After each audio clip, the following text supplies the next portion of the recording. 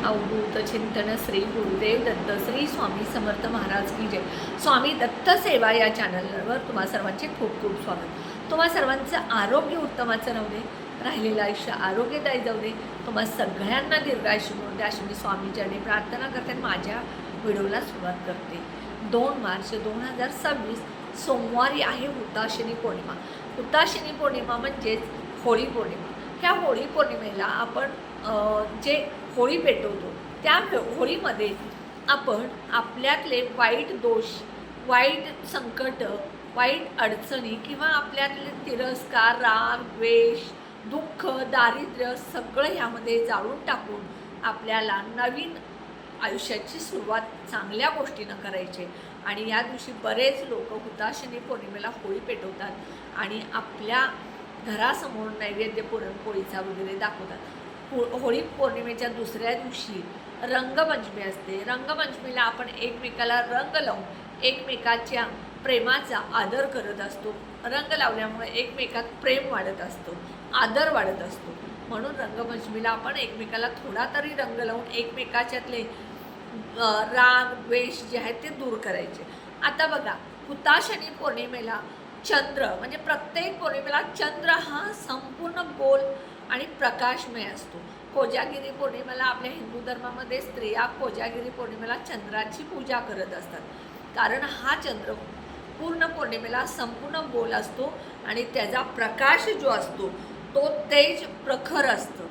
म्हणून त्या दिवशी आपण कोजागिरी पौर्णिमेला चंद्राची पूजा करतो। त्याच पद्धतीनं प्रत्येक पौर्णिमेला तुम्ही चंद्राची जर पूजा केली तर तुमचा चंद्राची पूजा केल्यामुळं तुमच्या आयुष्यातले जे काही संकट आहेत ते दूर होतील। आणि सगळ्यात महत्त्वाचं, ज्यांना डोळ्याचे विकार आहेत, डोळ्यात दृष्टी दिसण्यासाठी दृष्टी कमी झालेली आहे, कमजोर झालेली आहे, त्याने काय करायचं, ज्या दिवशी पौर्णिमा असते चंद्र पूर्ण गोल झालेला असतो त्याच्याकडे एक टक जवळजवळ 15-20 मिनटं किंवा अर्धा तास तर बघायचं, एकसारखं बघायचं।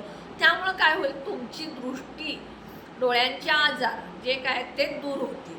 त्यामुळं नक्की तुम्ही हा उपायसुद्धा करू शकता। आता सगळ्यात महत्त्वाचं, आपल्याला या हुताशनी पौर्णिमेला, होळी पौर्णिमेला 5 रुपयाचं नाणं जे आहेत ते गुपचूप अशा ठिकाणी ठेवायचं आहे की त्यामुळं तुमच्या घरातली गरिबी, अडचणी किंवा मानसिक त्रास असेल, सतत दारिद्र्यता असेल तर ती दूर होऊन तुमच्या घरामध्ये अखंड स्थिर लक्ष्मी येईल।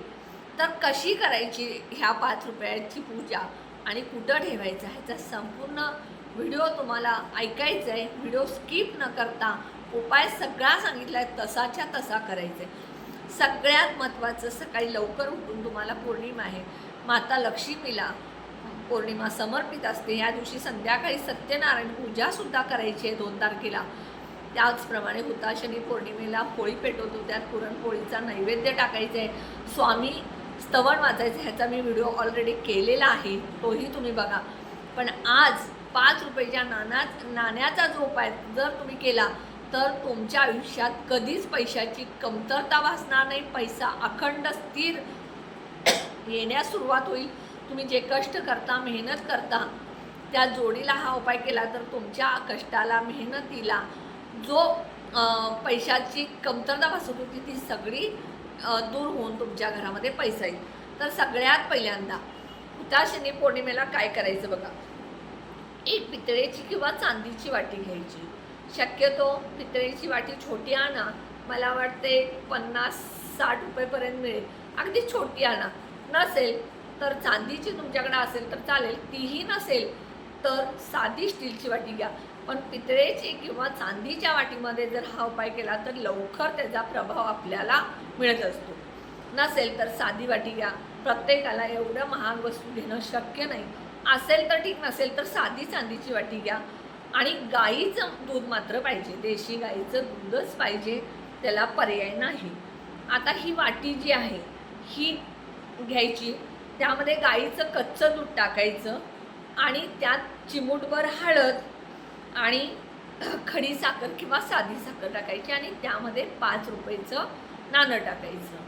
कळलं तुम्हाला? सगळ्यात पहिल्यांदा एक वाटी घ्या, स्टीलची घ्या, पितळेची घ्या किंवा चांदीची घ्या, त्यामध्ये गाईचं कच्चं दूध खडीसाखर, चिमूटभर हळद आणि त्यात 5 रुपयाचं नाणं. मग हे 5 रुपयाचं नाणं तुम्ही कोणतंही घ्या, जुनं घ्या, नवीन घ्या, पिवळं घ्या किंवा सिल्वर घ्या, कोणतंही घ्या. 5 रुपयाचं नाणं त्यात टाकायचं आणि चंद्र ज्या वेळेला येतो वर त्यावेळेला तुम्ही ह्या चंद्राच्या प्रकाशात बाहेर अंगणामध्ये खिडकीत जिथं चंद्राचा प्रकाश पडेल अशा ठिकाणी हे अर्धा तास उघडं ठेवायचं. मांजर तोंड घालणार नाही ह्याची दक्षता घ्या, कुत्रं तोंड घालणार नाही ह्याची दक्षता घ्या. म्हणून खिडकीत वगैरे प्रकाश येत असेल तर तिथं ठेवला तरी चालेल.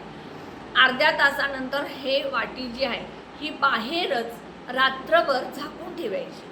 दुसऱ्या दिवशी सकाळी सूर्य उगवण्यापूर्वी स्वच्छ आंघोळ करायची आणि ही वाटी सूर्य उगवण्यापूर्वी 6, 6:30, 7च्या दरम्यान ही वाटी घरामध्ये आणायची.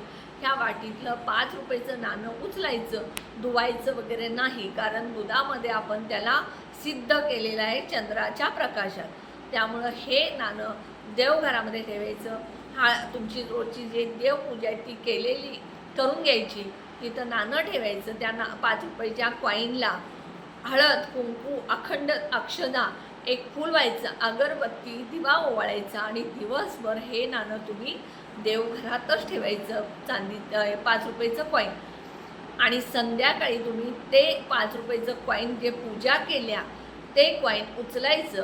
जिथं तुम्ही पैसे ठेवता, तिजोरी असेल किंवा तुमचं पाकिट असेल, वॉलेट असेल किंवा अजून एखाद्या डब्यामध्ये जर तुम्ही नेहमी पैसे ठेवत असाल, जिथे की तुम्ही पैसे ठेवता सतत अशा ठिकाणी ठेवायचं हे 5 रुपयाचं नाणं, कॉईन.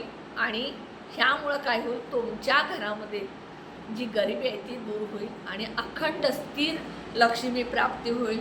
त्यामुळं बरकत येईल, तुमच्या घरामध्ये पैसा यायला सुरू होईल.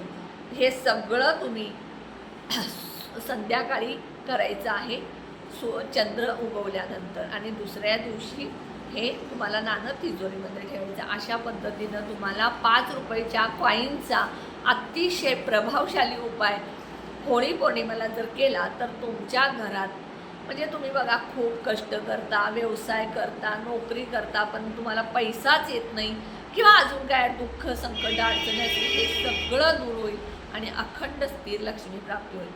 व्हिडिओला जास्तीत जास्त शेअर करा, लाईक करा, ऑल बटनला क्लिक करा. त्यामुळे माझे छोटे छोटे उपाय सेवा तोडगे कळतील. आणि जे कोणी माझा व्हिडिओ नवीन बघत असेल त्यांनी प्लीज माझ्या व्हिडिओला सबस्क्राईब करायला विसरू नका. तुम्हा सगळ्यांच्या आयुष्यातल्या सगळ्या अडचणी, दुःख, संकट, दरिद्रता होळीमध्ये दहन झालेलं आहे आणि तुमच्या आयुष्यामध्ये सुख, शांती, समाधान, अखंड स्थिर पैसा आलेला आहे असं मी मॅनिफेस्टिंग करते. श्री स्वामी समर्थ. तुम्हा सगळ्यांना हुताशनी पौर्णिमेला, होळी पौर्णिमेला खूप खूप शुभेच्छा.